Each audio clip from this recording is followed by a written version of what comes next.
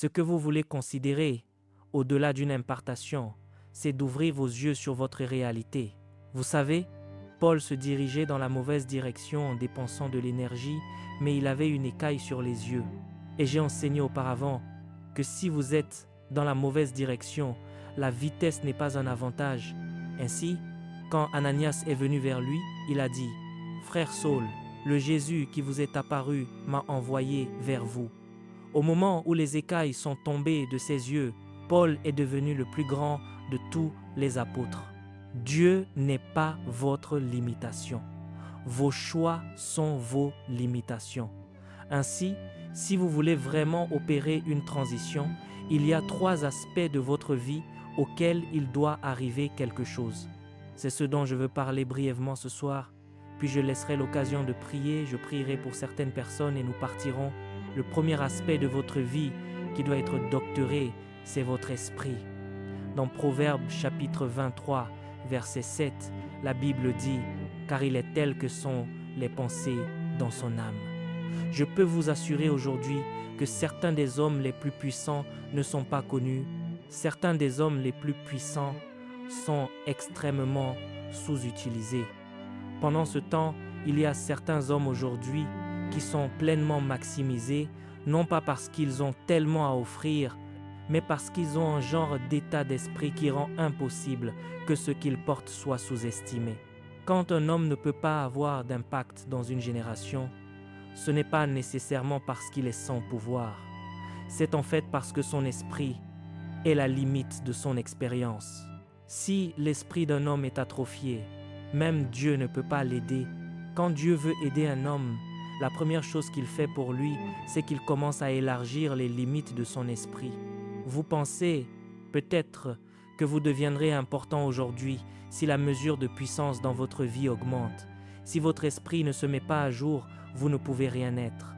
Même si vous ressuscitez les morts, il y a beaucoup de gens qui ressuscitent les morts et qui ne sont pas connus. Il y a beaucoup de gens qui ressuscitent les morts et qui n'ont aucun impact. La raison pour laquelle l'Afrique est en retard n'est pas parce que nous sommes les moins doués. Je peux vous assurer aujourd'hui que dans la plupart des nations qui ont de l'impact, les ingrédients cardinaux sont les Africains. Mais parce qu'il y a quelque chose qui ne va pas dans l'état d'esprit, même si vous avez le plus grand atout, vous êtes le plus vaincu. Le premier indicateur d'un changement de paradigme dans la vie d'un homme, c'est quand son esprit commence à s'élargir. Laissez-moi vous choquer à partir de certains passages des Écritures pour que vous sachiez que votre problème n'est pas la puissance. Parce que la plupart du temps, quand nous nous rassemblons, nous supposons que notre problème est la puissance. Vous trouverez 3 fondements de la puissance dans les Écritures. Le premier fondement de la puissance que vous trouverez dans les Écritures, c'est de naître de nouveau. Parce que lorsque vous naissez de nouveau, vous intégrez l'héritage du roi. Tout ce que Dieu possède devient vôtre. En fait, il a fallu de la puissance pour que vous naissiez. Vous n'êtes pas né parce que Dieu a simplement choisi de le faire. Il a déployé de la puissance pour que vous naissiez. Dans Jean chapitre 1er, à partir du verset 11, il est dit qu'il est venu chez les siens et les siens ne l'ont pas reçu. Il dit « Mais à tous ceux qui l'ont reçu, à ceux qui croient en son nom, il a donné le pouvoir de devenir enfants de Dieu. Ainsi, quiconque est croyant, quiconque est né de nouveau, porte plus que suffisamment de puissance pour tous ses besoins dans la vie. » Je peux vous assurer que chacun d'entre nous, assis ici aujourd'hui, si vos yeux devaient s'ouvrir, vous accompliriez un exploit de puissance dont vous seriez vous-même étonné. Vous diriez, cette chose était en moi. Avez-vous lu Éphésiens chapitre 3, verset 20? Il dit que Dieu peut faire, par la puissance qui agit en nous, infiniment au-delà de tout ce que nous demandons ou pensons. Il y a déjà une puissance qui a été créditée dans votre esprit. Votre problème n'a jamais été un problème de puissance. Le jour où vous êtes né de nouveau, vous aviez à la fois la dynamie et l'exousia. Vous aviez à la fois la puissance de créer le changement et l'autorité de changer les choses. Depuis le jour où vous êtes né de nouveau, en fait, dans Romains chapitre 8, verset 17, il est dit « Or, si nous sommes enfants, nous sommes aussi héritiers, héritiers de Dieu et co-héritiers de Christ. Ainsi, Avant de poursuivre cette vidéo, nous aimerions vous partager un message important. Si cette chaîne vous bénit, si les enseignements des différents prédicateurs fortifient votre foi et que vous aspirez à aller plus loin avec Dieu, nous vous recommandons vivement notre livre « Les généraux de Dieu ». Dans ce livre, vous découvrirez les habitudes spirituelles, le parcours, la consécration, les sacrifices et les principes bibliques qui ont marqué la vie des plus grands hommes et femmes de Dieu. Vous comprendrez également comment la puissance de Dieu s'est manifestée dans leur ministère et surtout, comment appliquer ces vérités bibliques dans votre propre vie afin de développer une relation plus profonde avec le Seigneur. Le lien pour vous procurer le livre se trouve dans la description de cette vidéo ainsi que dans le commentaire épinglé. Nous croyons sincèrement que cette lecture sera une source d'encouragement, d'inspiration et de croissance pour votre vie spirituelle. Merci pour votre soutien et votre fidélité à cette chaîne. Maintenant, revenons à notre enseignement. La même autorité et la même puissance que Jésus possède sont ce que vous portez en tant que croyant. Votre limitation n'a jamais été la puissance. Le deuxième fondement de la puissance dans les Écritures, c'est la personne du Saint-Esprit à l'œuvre au-dedans de vous. Il est dit dans Actes, chapitre 1er, verset 8. « Mais vous recevrez une puissance, le Saint-Esprit survenant sur vous, et vous serez mes témoins à Jérusalem, dans toute la Judée, dans la Samarie et jusqu'aux extrémités de la terre. Avez-vous le Saint-Esprit? Le jour où le Saint-Esprit est venu, il est venu avec la puissance. La preuve qu'un homme a le Saint-Esprit n'est pas le fait de parler en langue. Parler en langue est un mécanisme spirituel pour stimuler la puissance qui est en vous. La preuve qu'un homme a le Saint-Esprit, c'est la puissance de Dieu qui vient sur lui. Cette puissance met tout d'abord la vie de Dieu au-dedans de lui. Et deuxièmement, cette puissance le dynamise pour accomplir la mission de Dieu. Et je peux vous assurer que 80% des personnes assises ici aujourd'hui ont le Saint-Esprit. Leur défi n'est donc pas la puissance. Le troisième fondement de la puissance, c'est la foi. Il a dit que si vous avez de la foi comme un grain de moutarde, vous direz à cette montagne de se déplacer. Et si vous ne doutez pas dans votre cœur, la montagne sera déplacée. Et vous vous demandez alors, j'aimerais avoir assez de foi. Vous n'avez pas besoin de générer de la foi. Dans Romains chapitre 12, verset 3, il est dit que Dieu a parti à chacun une mesure de foi. Ainsi, chaque personne assise ici a assez de foi pour soulever des montagnes, pour déplacer des montagnes. Vous êtes né de nouveau, vous avez le Saint-Esprit, vous avez la foi.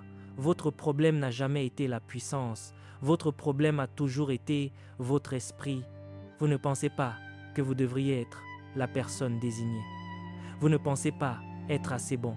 Savez-vous pourquoi je prends cette voie? La plupart d'entre vous sont venus avec de l'excitation, parce que vous voulez voir l'apôtre. Vous pensez qu'en voyant l'apôtre, quelque chose va vous arriver. Vous pensez que, en touchant l'apôtre, quelque chose va vous arriver. Mais il y a quelque chose que vous portez déjà et que votre esprit ne vous permettra jamais de manifester. Ainsi, même lorsque vous jeûnez pendant 40 jours, vous supposez qu'il y a autre chose qui devrait être fait. Si on vous appelle aujourd'hui et qu'on vous dit de venir représenter le Ghana, la première chose à laquelle vous penserez est « je ne suis pas qualifié, ce n'est pas possible ». Et c'est là votre état d'esprit vaincu. Même si la faveur vous a localisé, vous allez vous disqualifier vous-même. Le plus grand défi du croyant, ce qui lui rend impossible de parcourir suffisamment de chemin, c'est l'absence du bon état d'esprit. Nos esprits nous ont mis dans des chaînes. Il y a une histoire sur un éléphant proverbial. On raconte qu'il a été attaché à un arbre pendant de nombreuses années et quand il essayait de bouger, il y avait une distance qu'il ne pouvait pas dépasser. Alors, après être resté là pendant un certain temps, ils ont enlevé la corde. Même après avoir enlevé la corde, l'éléphant ne pouvait pas aller au-delà de cet endroit. Il allait jusque-là et s'arrêtait parce qu'il y avait une chaîne imaginaire dans son esprit. La raison pour laquelle vous avez besoin d'un changement d'état d'esprit pour opérer une transition, c'est parce que pendant que vous étiez dans le péché, pendant que vous étiez un Ghanéen et non un citoyen de Sion, car lorsque vous êtes né de nouveau, vous avez changé de citoyenneté. Vous avez cessé d'être un Ghanéen, vous êtes devenu un citoyen de Sion, un participant à l'esprit des justes parvenus à la perfection. Vous avez cessé de vivre dans la région de Volta, vous avez commencé à vivre dans les cieux, représentant seulement les cieux dans la région de Volta. Mais parce que vous avez été dans le péché pendant longtemps, il vous est maintenant difficile de vous voir comme un citoyen de Sion. Ainsi, même si Dieu vous dit que vous avez le Saint-Esprit, que vous avez la foi, vous ne pouvez pas croire que ce sera vous qui changerez le Ghana. Vous ne pouvez pas croire que ce sera vous qui porterez les témoignages de Dieu jusqu'aux extrémités de la terre. Toute la puissance de l'univers vous a donc déjà été donnée, mais vous êtes toujours limité. Vous êtes comme cet éléphant proverbial. La première chose qui doit vous arriver pour que la transition ait lieu n'est pas une impartation. C'est un changement d'état d'esprit. Et pour que le changement d'état d'esprit se produise, vous devez entendre les oracles de Dieu. Et une chose que les oracles de Dieu viennent vous dire, c'est que vous êtes une race élue, un sacerdoce royal, le peuple particulier de Dieu. Écoutez ceci. Vous n'êtes pas un citoyen spécial du président, cela aurait été magnifique. Imaginez que mon ami soit un politicien. Si vous avez une relation avec le président, c'est un grand avantage. Imaginez qu'il soit dans un rassemblement et que le président vous appelle par votre nom. Ah, vous vous feriez de nouveaux amis ce jour-là parce que le président connaît votre nom. Mais l'Écriture essaie de vous montrer quelque chose que vous ne pouvez pas voir. Parce que lorsque vous lisez l'Écriture, vous êtes encore aveuglé par la religion. Et voici comment fonctionne la religion. La religion vous fera convertir ce que la Bible appelle le temps présent au passé et elle vous fera convertir ce que la Bible appelle le temps présent au futur. Vous ne le mettrez jamais au présent. Vous savez, quand Jésus est venu au tombeau de Lazare, il a dit « Je suis la résurrection et la vie. Celui qui croit en moi vivra, quand même il serait mort. » Il lui disait une réalité du présent. Mais qu'a dit la dame? Elle a dit « Je sais qu'il ressuscitera à la résurrection au dernier jour. » Il ne s'agit pas de la résurrection au dernier jour. Il ne s'agit pas d'un jour précis. Il s'agit d'une personne. La résurrection est avec vous. Vous reportez votre réalité à la fin des temps. Lorsqu'un homme veut être délivré des chaînes de son esprit, la première chose qui lui arrive est qu'il commence à remettre les choses dans leur juste contexte. Et le premier contexte dans lequel vous devez placer les choses est le suivant. Premièrement, vous êtes ce que Dieu a de meilleur. Deuxièmement, vous pouvez faire tout ce que Dieu dit de faire maintenant. Troisièmement, vous êtes l'espoir que le monde attend. Ce n'est pas un apôtre venant de nulle part. Il ne s'agit pas d'aller d'abord sur une montagne. Il ne s'agit pas d'abord d'un exercice de langue. Il ne s'agit pas d'un long jeûne.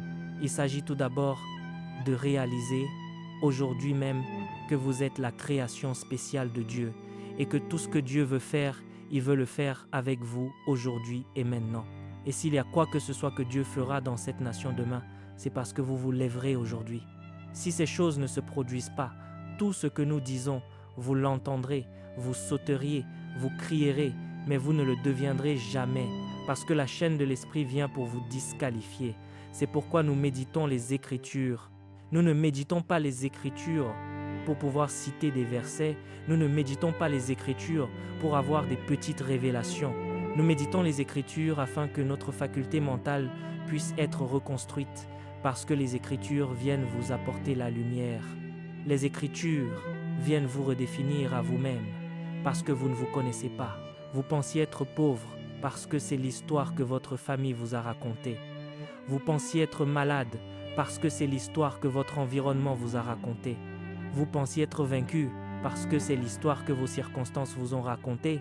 Mais lorsque vous observez les Écritures vous diront d'abord que vous ne venez pas principalement de votre famille terrestre, que vous venez de la famille de Dieu.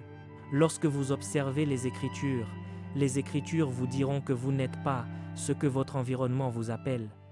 Il y a un autre nom que votre concepteur vous a donné. Et tant que vous ne commencerez pas à marcher sous ce nom, les messages ne viendront que pour vous exciter. Si je commence à parler de choses mystiques maintenant, tout le monde va crier. Mais quel profit en tirerez-vous si vous ne réalisez pas d'abord qu'aujourd'hui et maintenant, vous êtes le choix de Dieu? Comment cela peut-il vous être utile? Vous savez, c'est une conférence sur la transition et je dis que je veux poser les fondations. Comment cela peut-il vous profiter si vous pensez que l'espoir du Ghana viendra d'ailleurs et non de vous? Comment cela peut-il vous profiter si vous pensez que le réveil viendra d'ailleurs et non de vous? Comment cela peut-il vous profiter si vous pensez que la solution que nous cherchons est ailleurs et non en vous? Aucun homme ne transite à moins qu'il n'y ait un changement mental. Et le changement mental commence lorsque vous découvrez qui Dieu dit que vous êtes. Et lorsque vous découvrez qui Dieu dit que vous êtes, vous le prenez exactement comme Dieu le dit. Votre travail est de le croire. Le travail de Dieu est de l'accomplir. Et je vous le dis, vous combattrez cette chose jusqu'à ce qu'elle devienne réelle. Il y a 4 ou 5 jours, je suis allé prêcher sur la santé divine et j'ai prononcé des paroles très puissantes, si puissantes que vous auriez pu penser que j'étais arrogant, en professant et en libérant simplement ma foi. Et quand je suis rentré chez moi, j'ai enlevé mes vêtements pour prendre une douche et instantanément, une douleur paralysante m'a frappé depuis ma colonne vertébrale jusqu'à ma taille. Je ne pouvais même pas me pencher. Et au moment où la douleur m'a frappé, la peur a frappé mon cœur, parce que le diable ouvrira tous ses canaux pour que vous lui donniez de la place si votre esprit n'a pas été préparé. Vous savez, il est dit, ne donnez pas d'accès au diable. La peur a frappé mon cœur. Qu'aurais-je dû dire? Est-ce la paralysie? Il attendait que je l'accepte, et instantanément, parce que mon esprit avait été préparé pour le combat.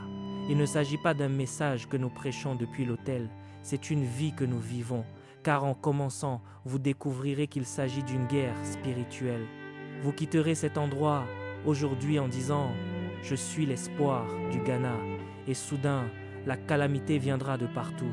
L'idée est que ils veulent vous empêcher de penser ainsi, parce qu'au moment où vous commencez à penser ainsi, vous commencez à générer de la puissance. Les esprits savent que c'est selon ce que vous pensez avant ce que vous dites. Ils ne vous laisseront donc jamais penser ce que vous devez penser. Ils accepteront que vous acclamiez quelqu'un, ils accepteront que vous admiriez quelqu'un, mais au moment où vous voulez regarder en vous-même et dire que la réponse est ici, ils commencent à vous combattre. Et j'aurais pu devenir paralysé. La douleur m'a frappé. Je ne pouvais pas me pencher et instantanément j'ai dit « Non, nous ne tombons pas malades. Nous ne tombons pas malades. » J'ai dit « Non, nous ne tombons pas malades. » Que personne à Sion ne dise « Je suis malade, je ne peux pas être malade. » J'ai commencé à la combattre depuis mon esprit. La douleur était dans mon dos, mais ma solution a commencé dans ma tête. Beaucoup de croyants ne le savent pas. Ils pensent qu'un changement de paradigme consiste à venir se faire imposer les mains. Si rien ne arrive à votre esprit, il y aura un problème. Quelle que soit l'impartation que vous recevez, vous retournerez d'où vous êtes venu. Cela doit commencer ici. Nous ne tombons pas malades. Voyez ce que font les croyants immatures quand vous parlez ainsi. Ils attendent que quelque chose tourne mal. Et quand quelque chose tourne mal, ils disent « Nous l'avions dit, c'était des gens arrogants, c'était des gens arrogants. » Je me suis dit, je me suis répété encore et encore que je ne peux pas être impliqué dans un accident. Même si le diable le planifie, quelque chose le détournera. Je me suis dit, écoutez, il y a des choses auxquelles je crois fermement en ce moment. Pour que j'échoue, il faudrait que je me retire et que je médite pendant au moins 2 ans pour réussir à croire que je peux échouer. Je vous le dis, il faudrait me rééduquer pour me faire croire que je peux échouer. Au moment où je vous parle, si je veux que la puissance de Dieu commence à se manifester, je peux le faire arriver maintenant. Non pas parce qu'un ange va entrer dans cet édifice. J'en suis venu à savoir que je porte tellement de puissance que chaque fois que je veux la libérer, je peux la libérer n'importe quand. Je dois littéralement me contenir. C'est ainsi que commence le changement de paradigme. Parfois, vous vous enfermez dans votre chambre. Nous appelons cela la contemplation. Cela fait quelque chose pour vous. Lorsque vous commencez à contempler la parole de Dieu, au fur et à mesure que vous contemplez, vous commencez à générer des images. Lorsque vous lisez l'histoire de David, voyez ce que vous devez faire. Retirez David de la Bible et mettez-vous à sa place. C'est ainsi que nous faisons la contemplation. Lorsque vous lisez l'histoire de l'apôtre Paul, retirez l'apôtre Paul de la Bible, mettez-vous à sa place. Il est dit qu'on appliquait sur les malades des mouchoirs ou des linges qui avaient touché le corps de Paul, et les malades étaient guéris. Lorsque vous le lisez, tranquillement, honorablement et respectueusement, retirez Paul de là et mettez-vous à cette place. Pensez-y, méditez dessus jusqu'à ce que vous vous voyez vous-même, avec des mouchoirs transportés depuis votre corps et commençant à chasser les démons. C'est cela le christianisme. Ce n'est pas lire pour venir citer des versets. Les écritures que vous avez citées, combien d'entre elles ont changé votre vie? On vous a dit que David s'est avancé devant Goliath, le géant de Gath.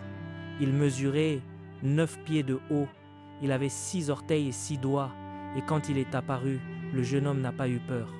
Et puis, vous retirez David de là, vous vous mettez à sa place, votre cœur va se serrer si vous êtes capable de vous représenter Goliath d'abord. Alors, quand vous étudiez la Bible, ne soyez pas pressés. Je viens pour vous enseigner. Ce sont des principes spirituels puissants. Lorsque vous lisez l'histoire de Goliath, prenez le temps de comprendre les caractéristiques de Goliath et créez cette image mentale dans votre tête. Et ensuite, prenez le temps de créer votre propre image et mettez-vous devant Goliath. Vous verrez qu'il est 3 fois plus grand que vous. Ne vous pressez pas. Regardez ses 6 doigts, regardez ses 6 orteils. Voyez Goliath crier et voyez la façon dont l'armée d'Israël reculait. Une armée entière avait peur devant un seul homme. Et puis, un petit garçon arrive avec le bon état d'esprit et il s'est tenu debout. Comment n'a-t-il pas été intimidé? Comment pouvez-vous vous tenir devant un homme 3 fois plus grand que vous sans être intimidé? Vous allez vous mettre à sa place. Cela peut prendre 3 jours pour que cette écriture pénètre en vous parce que vous ne pouvez pas l'imaginer. Mais quand vous le faites encore et encore, un jour viendra où, quelle que soit l'écriture que vous lisez, vous y entrerez. Et après un certain temps, vous découvrirez que ce n'est plus du tout une chose mentale parce que votre esprit est une porte d'accès à la réalité. Lorsque vous méditez, un point arrivera où vous découvrirez que vous commencerez littéralement à voyager vers ces endroits. La première personne de qui j'ai entendu cela, c'est le pasteur Chris. Il a dit que la plupart des écritures qu'il a vues, il y est déjà allé. Je me suis dit, est-ce ainsi que cela fonctionne?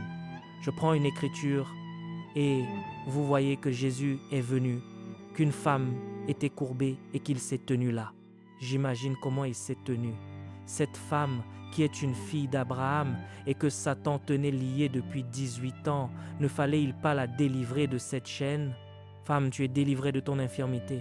Je dis, merci Jésus-Christ.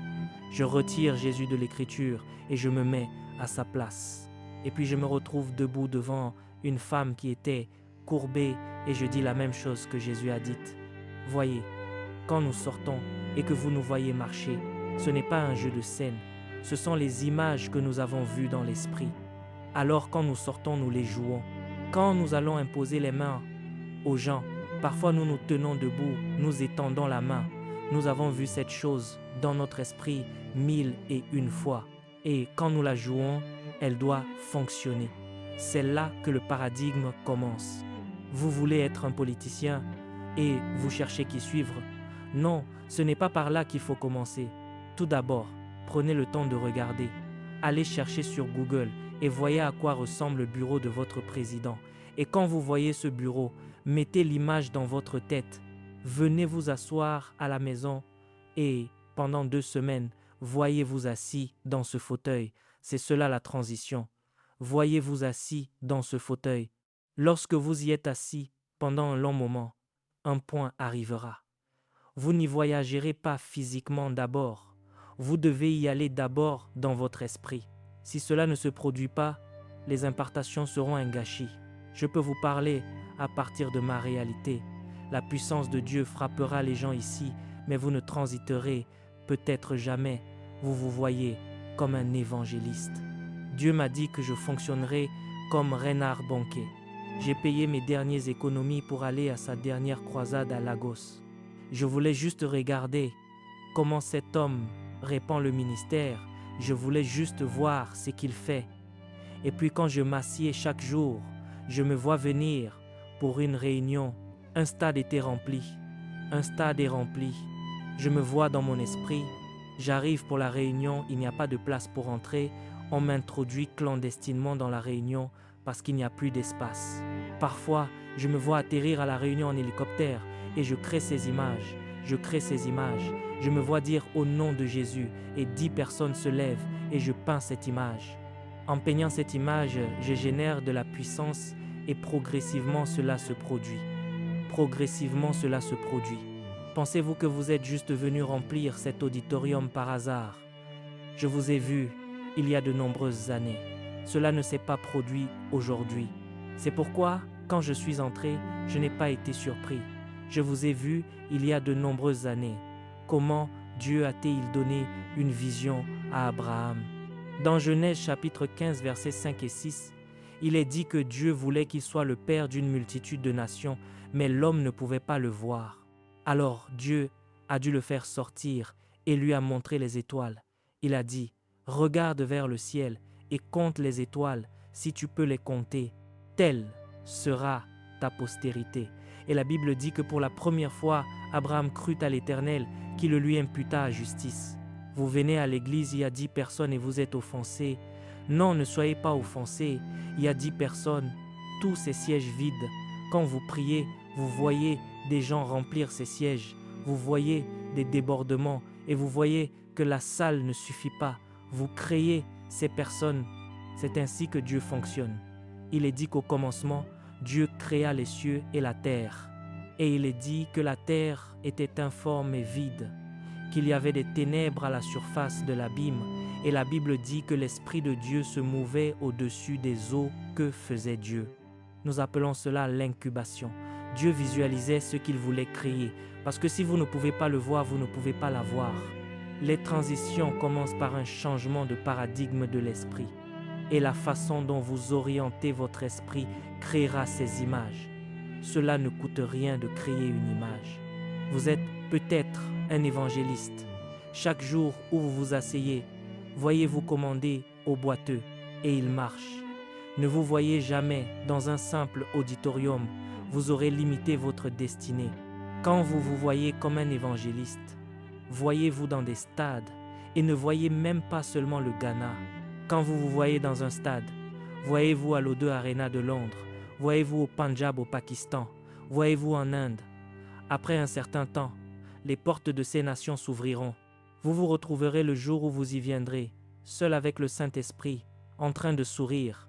Les gens ne comprendront pas ce qui se passe. La raison en est que vous y avez été 1001 fois. C'est ainsi que les transitions ont lieu. Trop souvent, nous autorisons la mort dans nos esprits, parce que le moment où vous avez pensé à l'échec, vous avez en fait pris une capsule de mort. Ce moment où vous avez pensé au mal, vous avez en fait pris une capsule de mort. Ce moment où vous avez pensé à la défaite, vous avez avalé la capsule de mort. Chaque fois que vous voyez quelque chose qui n'est pas conforme à ce que vous voulez, chassez-le de votre esprit. Ne le laissez pas. Cela grandira pour devenir un arbre. C'est pourquoi il est dit, renversons les raisonnements. Ne les laissez pas. Vous penserez que vous êtes juste en train de penser. Vous n'êtes pas juste en train de penser, vous avez été créé à l'image d'un créateur. Et ainsi, tout ce que vous pensez peut devenir créé. C'est pourquoi il est dit, renversons les raisonnements et toute hauteur qui s'élève contre la connaissance de Dieu et amenons toute pensée captive à l'obéissance de Christ. N'acceptez jamais la défaite. Si quelqu'un vous dit de la refuser, ils peuvent appeler cela de l'arrogance, c'est leur problème. Vous sécurisez votre avenir. Ne laissez pas les gens vous coincer dans votre esprit. Cela commence par l'esprit. Il est dit, car il est tel que sont les pensées dans son âme. Comment se fait-il que vous disiez être un footballeur et que vous ne vous soyez jamais vu jouer avec Messi? Vous voyez jouer avec les Black Stars du Ghana, vous resterez là. Mais en pensant, je me vois jouer avec Messi et être en colère contre Ronaldo parce qu'il ne m'a pas fait la passe. Dans votre esprit, vous êtes offensé par Ronaldo. Pourquoi ne m'as-tu pas fait la passe? Et puis vous, vous ne savez pas comment Dieu opère. Voyez, les gens dans le monde démonique le savent. Pourquoi pensez-vous que le diable continue d'injecter de mauvaises pensées dans votre tête. Pourquoi pensez-vous que le diable continue d'apporter des pensées négatives? Parce que le diable sait que vous avez été créé à l'image d'un créateur. Et il sait que la création commence dans l'esprit. Donc s'il la place là, après un moment vous allez la créer. Ainsi, au lieu d'attendre que le diable y mette une pensée, plantez-la vous-même. Je suis un footballeur. Si je devais avoir une seule ambition d'être footballeur, j'aurais joué avec chaque star dans ma tête. Et si je joue avec Ronaldo, je marquerai plus que lui, parce que c'est dans ma tête. Je vous le dis. Regardez le ministère. Pourquoi pensez-vous que tant de gens luttent dans le ministère? Parce qu'ils pensent à la lutte. On vous dit que on ne peut pas payer cette facture et vous allez vous coucher, vous pleurez. Non, vous ne pouvez pas payer ces factures. Vous vous dites, nous sommes sur le point de quitter cet auditorium. Il est trop petit pour nous. Il est trop petit. Il est trop petit. C'est pour cela que nous ne pouvons plus rester ici. Vous dites que vous espérez être un évangéliste de guérison et vous n'avez pas ressuscité de mort dans votre esprit. Qui vous a dit que vous les ressusciterez un jour dans le monde naturel? Vous n'avez pas ouvert d'oreilles sourdes dans votre esprit. Vous n'avez pas ouvert d'yeux aveugles dans votre esprit. Et vous pensez que vous ressusciterez un jour les morts. Cela n'arrivera jamais. Parce que votre réalité commence dans votre esprit. C'est pour cela que Dieu l'a placé là. Vous êtes un homme d'affaires. Vous vous voyez encore dans une seule boutique. Cela commence ici, car il est tel que sont les pensées dans son âme. Il y a donc beaucoup de choses que je vous enseignerai demain. Mais ce sont des bases fondamentales et je reste simple pour que vous puissiez comprendre. La raison pour laquelle vous avez la Bible, c'est pour vous aider à penser, c'est pour vous aider à créer des images. C'est pour cela qu'ils ont écrit des histoires dedans. Ils n'ont pas écrit des histoires pour que vous en parliez seulement. Ils ont écrit ces histoires pour que vous puissiez vous y placer aussi. Parce que si Dieu l'a fait avec un seul, il peut le faire avec vous. Il a envoyé sa parole à Jacob, elle est tombée sur Israël. Toutes les choses qui ont été écrites d'avance l'ont été pour notre instruction, afin que, par la patience et la consolation que donnent les Écritures, nous possédions l'espérance. Je ne lis pas seulement sur Paul pour parler de Paul. Je ne lis pas sur Pierre pour parler de Pierre. Quand je lis Paul, je deviens Paul. Quand je lis Pierre, je deviens Pierre. Quand je lis Jésus, je deviens Jésus. Je ne suis pas un théologien. J'essaie d'entrer dans une expérience et on me montre ceux qui y ont marché afin que je puisse croire. Vous n'êtes pas ordinaire. Paul parlait dans 2 Corinthiens chapitre 4 verset 13. Il dit « Et comme nous avons le même esprit de foi, selon ce qui est écrit, j'ai cru, c'est pourquoi j'ai parlé. » Nous aussi, nous croyons et c'est pour cela que nous parlons. Qu'est-ce que Paul disait? Si Daniel peut prophétiser, je peux aussi prophétiser. Si Jésus a ressuscité les morts, je ressusciterai aussi les morts. Parce que s'il ne voulait pas que je le fasse, il n'aurait pas été nécessaire de l'écrire. Le Saint-Esprit m'aurait tout dit, mais ils l'ont écrit. Ainsi, ce que vous ferez après cette conférence, c'est que vous prendrez l'image, l'écriture, et vous commencerez à peindre des tableaux dans votre esprit. Quand vous voulez prophétiser, vous allez dans Ésaïe. Quand vous voulez prophétiser, vous allez dans Ézéchiel. Ézéchiel vous dira « J'étais dans l'esprit le dernier jour et j'ai vu. » Ah, vous avez vu. Vous fermez les yeux et vous commencez à voir. Si vous voyez, après un moment, cette chose viendra. C'est pour cela qu'il l'a écrit pour vous. Si nous ne savons pas ces choses, les conférences deviendront des exercices religieux. Vous viendrez, un homme manifestera et vous en parlerez.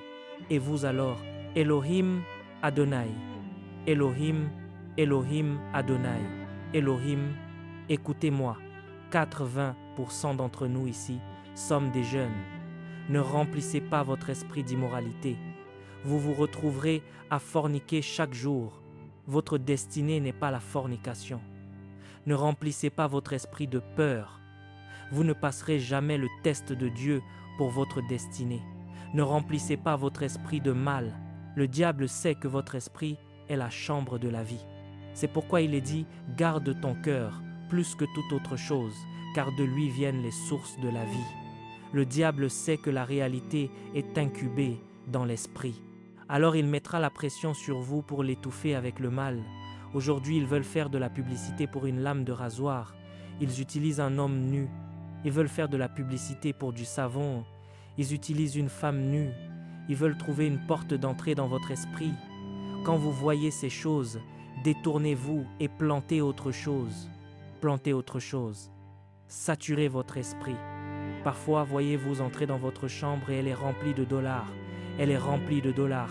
Pas de C10, des dollars. Et puis, voyez-vous sponsoriser une croisade en Afghanistan. Voyez-vous acheter des terrains et des propriétés dans votre tête. Allez dans un terrain vague. 10 personnes marchent avec vous. Vous leur donnez des instructions.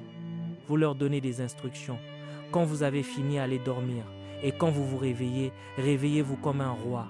Vous serez étonné de la transition dont vous jouirez en 3 mois. Je vous dis pourquoi vous rencontrez de grands hommes et pourtant rien ne se passe. Pourquoi vous recevez une impartation et pourtant rien ne se passe. Parce que la matrice de la vie n'est pas fonctionnelle. Votre esprit est une matrice. Ne laissez aucune absurdité y entrer et mettez-y consciemment des choses. C'est là que je dis aux gens tout le temps que le christianisme doit être pratiqué. Vous avez la difficulté à marcher? Avant de chercher un homme de Dieu pour prier pour vous, voyez-vous courir. Voyez-vous courir. Il y a une grosseur sur votre corps. Elle n'est pas vivante. Voyez cet endroit plat et neuf avant de commencer à chercher quelqu'un pour prier pour vous. Créez la réalité d'abord et vous verrez combien il sera facile pour vous de faire la transition. Vous n'êtes pas faible. Vous n'êtes pas vaincu. Votre esprit vous a dit que vous l'étiez. Et la belle chose est que votre esprit fonctionne sur la base des données que vous y mettez. Vous pouvez donc déterminer votre façon de penser en plantant un nouvel ensemble d'informations. Je prierai pour les malades ici ce soir et nous n'utiliserons pas de son, nous n'utiliserons rien. Nous ne crierons pas, je vais juste vous amener là où je veux et nous parlerons à la grosseur disparaîtra. Quand nous parlerons à la douleur, les douleurs partiront. Parce qu'au moment où je parle, certaines personnes qui ne pouvaient pas marcher se voient déjà courir. Au moment où je parle, certaines personnes qui ressentaient des douleurs voient déjà les douleurs partir. Au moment où je parle, des personnes qui ont une grosseur sur leur corps voient déjà la grosseur disparaître. Alors quand nous prierons, nous activerons simplement ce qu'ils ont créé. Au nom de Jésus, s'il vous plaît, ce sont des bases, mais les gens ne sont pas enseignés. Ils ne sont pas enseignés. Voyez la façon dont le psalmiste se positionne. Il a dit « L'Éternel est mon berger, je ne manquerai de rien ». Un homme n'a pas encore traversé la vie et il dit qu'il ne manquera de rien. Savez-vous cela? Vous pouvez interpréter les vastes fluctuations et les vicissitudes de la vie. Comment osez-vous, un jeune homme, dire que vous ne manquerez jamais de rien? Connaissez-vous l'avenir? Si je peux m'amener à le penser et à le croire, alors je l'ai créé. Et il a dit, quand je marche dans la vallée de l'ombre de la mort, je ne crains aucun mal. Il se dit à lui-même, je ne crains aucun mal, car tu es avec moi. Ce n'est pas Dieu qui a dit à David, je suis avec toi. C'est lui qui dit à Dieu, tu es avec moi.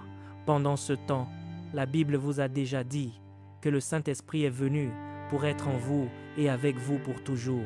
Pourtant, vous avez peur. Mais voici un homme à qui Dieu n'a pas dit qu'il serait avec lui. Et c'est lui qui dit à Dieu, tu es avec moi. L'état d'esprit. L'état d'esprit. Savez-vous que beaucoup de gens échouent aux examens parce qu'ils se sont vus échouer avant même que l'examen ne vienne? Beaucoup sont vaincus dans la vie parce qu'ils se sont vus vaincus avant même de commencer à vivre. Dieu vous a dit que vous êtes un apôtre et puis vous pensez à l'échec. Quelqu'un dit « Commencez toujours petit, commencez petit ». Petit est une fonction du langage parce que le petit d'une fourmi est différent du petit d'un éléphant. Le petit d'un éléphant est plus grand que le plus grand de la fourmi. Ainsi, quand vous dites « petit », c'est une fonction du langage. Vous êtes de la classe de Dieu. Donc, votre genre de petit est le genre de petit de Dieu. Et quand Dieu a créé l'univers, il créait quelque chose de petit, l'état d'esprit. C'est ainsi que le changement de paradigme commence. Vous voulez une transition? Ce n'est pas seulement une question d'impartation. Il doit y avoir un changement d'état d'esprit. La plupart d'entre vous quitteront cette conférence dans le mois à venir. Vous vous reprogrammerez. Vous vous reprogrammerez parce qu'ils ont planté la peur dans votre esprit. Ils ont planté l'incertitude dans votre esprit. Ils ont planté la peur. Savez-vous que beaucoup de jeunes femmes aujourd'hui ont peur de ne pas se marier? Dès qu'elles ont 18 ans, elles commencent à vivre dans la peur. Oh, dans 2 mois j'aurai 19 ans. Qui va me marier? Vous. Vous vous assirez et vous vous surprendrez à sourire en vous disant que cela est arrivé un jour. Vous le créerez, vous le peindrez jusqu'à ce que vous l'imposiez. C'est ainsi que nous vivons. Pendant que nous étions dans la caverne, nous parlions au monde. Nous disions, nous allons ébranler ce monde. Nous allons ébranler ce monde. Je savais, j'ai dit à mes sœurs, dès mon plus jeune âge, j'ai dit, je vous donnerai des chèques en blanc. Je vous donnerai des chèques en blanc. Je vous donnerai un chèque. Remplissez n'importe quel montant. Allez l'encaisser. Je leur ai dit en étant un jeune garçon. Savez-vous quelle est ma position? J'ai 4 grandes sœurs, un grand frère. Je suis le 6e. Et je dis à la première que je lui donnerai un chèque en blanc. Si une génération doit se lever pour sortir l'Afrique de l'obscurité, alors quelque chose doit commencer dans son esprit. Il n'est pas glorieux que 10 000 personnes se tiennent debout et applaudissent un seul homme. Nous devons tous nous lever, chacun dans notre ordre. Votre élévation n'arrête pas mon élévation. Ma doctrine ne doit pas vous paralyser. Elle doit vous autonomiser. Il y a quelque chose en vous que votre génération attend. Peu importe que vous soyez un garçon ou une fille. Peu importe que vous soyez jeune ou vieux. Peu importe que vous soyez blanc ou noir. Il y a une puissance qui est dans votre esprit et vous devez l'activer. Il y aura une transition. Comment un charpentier peut-il devenir le sauveur du monde? Comment? Mais quand il était enfant, il a dit « Pourquoi me cherchiez-vous? Ne savez-vous pas qu'il me faut occuper des affaires de mon père ?» Quel enfant de 12 ans parle ainsi? En Afrique, on nous opprime. On nous intimide tellement que vous ne pouvez même pas parler quand vous savez quoi dire. Il y a une différence entre l'humilité et la timidité. Nous avons remplacé la timidité par l'humilité. Quand nous sommes en Afrique, notre doctrine est différente. Mais quand nous voyageons à l'étranger, notre doctrine change. Quand vous venez en Afrique, vous ne pouvez même pas vous approcher d'un homme de Dieu. Mais ce même homme de Dieu va en Amérique et il marche avec les gens. Tout le monde parle, se serre la main, discute. Quelle est la différence? Que quelqu'un se dise à lui-même « Je suis un roi, je suis un enfant du roi. Seul le meilleur est assez bon pour moi. » Et ce n'est pas une fois, c'est toujours. J'ai toujours le meilleur. J'ai toujours le meilleur. Je mérite toujours le meilleur parce que Dieu l'a fait. C'est ainsi que cela commence. C'est ainsi que cela commence. Le bon état d'esprit.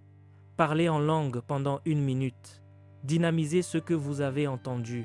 Je sais, je veux juste enseigner des principes. Je ne veux pas créer une atmosphère, mais parfois vous ne pouvez pas l'éviter. Et vous ne pouvez pas l'éviter parce que vous le savez tellement que chaque fois que vous voulez monter, la nuée commence à s'épaissir. Elle commence à s'épaissir. Elle commence à s'épaissir parce que ce que je vois maintenant, c'est qu'il y a une rosée qui tombe. Il y a une rosée. Et voyez, le Saint-Esprit touche des gens. Il les touche simplement. Je touche juste un peu à l'atmosphère. Il y a 7 personnes que la rosée va toucher. Nous les saisirons parce qu'au moment où elles entendent, Dieu le crée déjà. Cela ne doit pas attendre 1 semaine. Elles n'attendront pas 1 mois. Pendant que nous parlons encore, la main de Dieu, la Bible dit, était sur Élie et il pendant que je parle. Oui, je ne sais pas pourquoi je vois des tabliers donnés à des gens et c'est pour le leadership. Ce ne sont pas des prédicateurs, mais je vois une nouvelle race d'agents du gouvernement et de fonctionnaires, des hommes de pouvoir, des hommes d'autorité, des hommes de domination, des tabliers leur ont été revêtus. Vous quitterez cette conférence et votre vie ne sera plus jamais la même. La plupart d'entre vous feront des progrès en 3 mois qu'ils n'ont pas fait en 10 ans parce qu'il y aura un changement si rapide et si intensif. Vous quitterez simplement l'arrière-plan pour venir au leadership. Vous sortirez de nulle part pour devenir l'homme de la situation par la main de Dieu. L'esprit de peur et de timidité est déjà en train d'être arrêté. L'esprit de peur. Je vois des dames, il y a une puissance qui tombe. Vous qui êtes des sœurs, l'esprit est sensible. Il y a une puissance. Il y a une puissance sur le point de tomber dans cet endroit pour briser les chaînes de l'esprit des sœurs. Un esprit de peur et de timidité. Tu règnes, tu oins, tu es souverain. Ne jouez pas avec votre esprit. Le premier endroit que chaque esprit combat pour prendre sous contrôle, c'est votre esprit. Quand vous lisez Actes chapitre 2, verset 4, dans la version amplifiée, c'est dans leur esprit que l'activité du Saint-Esprit a commencé. Chaque esprit veut diriger votre esprit, parce qu'ils réussissent, ils dirigeront votre destinée. Ah, le temps presse. Je vais conclure en 5 minutes. La deuxième chose qui permet un changement de paradigme, c'est votre langage. Votre esprit est le terrain d'incubation pour vos possibilités. Votre langage est la force qui les amène à s'accomplir. C'est pourquoi il est dit dans Éphésiens chapitre 3, verset 20, « Dieu peut faire par la puissance qui agit en nous infiniment au-delà de tout ce que nous demandons ou pensons. » Quand vous parlez, les esprits entendent. Il a dit, « Moi, l'Éternel » Ésaïe chapitre 44, verset 26, « Je confirme la parole de mon serviteur et j'accomplis ce que prédisent mes envoyés. » Dans Josué chapitre 1er verset 8, il est dit que ce livre de la loi ne s'éloigne point de ta bouche. Médite-le. Le mot méditer est le mot aga. Cela signifie le murmurer jour et nuit et veiller à agir fidèlement selon tout ce qui est écrit. Il dit, car c'est alors que tu auras du succès dans tes entreprises. Il n'a pas dit que Dieu rendra ton chemin prospère. Tu peux aussi rendre ton chemin prospère. Mais la façon dont tu rends ton chemin prospère, c'est parce que tu dis. Il dit, rappelle-moi mes promesses, d'après tes paroles, tu seras justifié. Quand vous voyez des hommes qui ne vont nulle part, ils disent tout ce qu'ils veulent. Les rois ne parlent pas ainsi, parce qu'où est la parole du roi, là est le pouvoir. Et qui peut lui dire, que fais-tu? Quand vous dites n'importe quoi, votre vie n'aura aucun rythme. Ne prononcez que la positivité, prononcez la productivité, prononcez le succès, prononcez la gloire, prononcez la justice, prononcez le bien. Le diable vous fera proférer de mauvaises choses, soit sur vous-même, soit sur les autres. Mais chaque parole que vous dites, vous plantez une semence. Certaines personnes ne disent, peut-être pas du mal d'elles-mêmes, mais le diable les manipule pour qu'elles disent du mal des autres, et elles pensent qu'elles cèdent. Après un certain temps, votre vie suivra les sentiers de tout ce que vous proférez, parce que ce que vous dites est la boussole de votre destinée. Même Dieu ne peut rien faire tant qu'il n'a pas parlé. La terre était informe et vide, il y avait des ténèbres à la surface de l'abîme. Dieu ne pouvait rien y faire jusqu'à ce que Dieu dise. 10 fois Dieu a dit, le monde invisible est apparu et vous avez été créés à son image. Ce que vous dites est ce que vous deviendrez. La plupart d'entre nous continuent de parler de maladie. J'ai de la douleur, j'ai mal à la tête. Il a dit que personne à Sion ne dise « je suis malade ». Il a dit « quand les hommes sont abattus, les hommes sont vraiment abattus ». Il a dit « mais toi, tu diras « il y a un relèvement ». C'est quand tu dis que tu peux te lever. C'est pas quand tu te lèves que tu diras. Ce sont des principes simples et fondamentaux, mais beaucoup ne les connaissent pas. C'est pour cela qu'ils ne vont nulle part. Vous ne me surprendrez jamais à dire du mal, soit de moi-même, soit des autres. Ce n'est pas seulement parce que je suis bon, c'est parce que je sais que j'aurai ce que je dis. Quand vous parlez, vous semez des graines. Je ne sais pas si cela va marcher, si cela va marcher. Quand ma femme était enceinte, 3 prophètes sont venus et ont dit « c'est une fille ». 3 prophètes, et ce sont des hommes précis. Et je ne dis pas que leur prophétie n'était pas juste. C'était ce qu'ils avaient vu. Parce qu'ils avaient vu beaucoup de choses auparavant qui se sont réalisées. Je faisais de la religion en disant « Eh bien, quoi que Dieu me donne, je le prendrai ». Ah, un jour cela a frappé mon esprit. Quoi que vous désiriez, lorsque vous priez, demandez. J'ai dit « Quoi que je désire ». Je me suis levé du lit. J'ai commencé à crier. C'est un garçon. Le bébé était déjà formé depuis 5 mois, mais les paroles ont changé son genre. Quand je dis que le prophète est arrivé, je parle en connaissance de cause, parce que son genre a été créé par des déclarations. Vous jouez avec vos paroles, vous jouez avec votre destinée. Vous n'êtes pas un homme ordinaire. Quand vous parlez, les esprits se mettent au travail. Ne le savez-vous pas? La plupart d'entre vous quitteront cette conférence. Votre mode de pensée changera et vos paroles changeront. Même quand cela ne fonctionne manifestement pas, nous ne le dirons pas parce que le diable veut vous amener à le dire afin que vous acceptiez et soyez d'accord avec lui. Le mot grec est homologia. Quand vous parlez en accord. Le démon vient chuchoter à votre tête. Cela ne réussira pas. Ce projet ne marchera pas. Il marchera. Il doit marcher parce que le monde a été créé en 6 jours. La façon la plus rapide d'atteindre votre destinée désirée, c'est en parlant. Et, troisièmement, en raison de notre temps, il a dit quand vous parlez, dans Josué chapitre 1er verset 8, « Veille à agir, ne te contente pas de parler. Quand tu parles, il dit, veille à agir. » Dans Actes chapitre 1er verset 1er, il est dit de tout ce que Jésus a commencé de faire et d'enseigner. Nous ne faisons pas que parler, c'est une profession. Nous disons et nous faisons. Si vous commencez à parler et à faire, votre destinée et votre vie continueront littéralement d'être catapultées vers de plus grands règnes de gloire. Quand vous dites que vous êtes un prophète national, commencez à prier et à étudier. C'est ce que font les prophètes. Quand vous dites que vous êtes un évangéliste, commencez à sortir pour gagner des âmes. Quand vous dites que vous êtes un universitaire, commencez à lire des livres et à réussir vos examens. Ne vous contentez pas de parler et de vous asseoir. Quand vous dites que vous êtes un homme d'affaires, commencez à investir. Même si ces 100 se disent, investissez-les. Ne faites pas que parler, parlez et faites. Quand vous pouvez faire ces 3 choses, vous transiterez de gloire en gloire, que le diable le veuille ou non.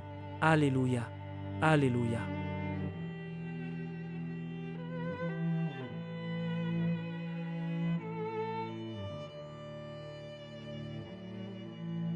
Si vous souhaitez apprendre à traduire des vidéos comme celles que vous voyez sur cette chaîne, même sans expérience, grâce à l'intelligence artificielle, ou simplement créer votre propre chaîne YouTube pour partager votre message avec le monde, écrivez au numéro qui s'affiche à l'écran. Merci d'avoir regardé cette vidéo. N'oubliez pas de télécharger notre livre Les Généraux de Dieu pour davantage connaître l'histoire de ces généraux de Dieu. C'est plus de 100 histoires inspirantes, 25 biographies à l'intérieur. Que Dieu vous bénisse abondamment.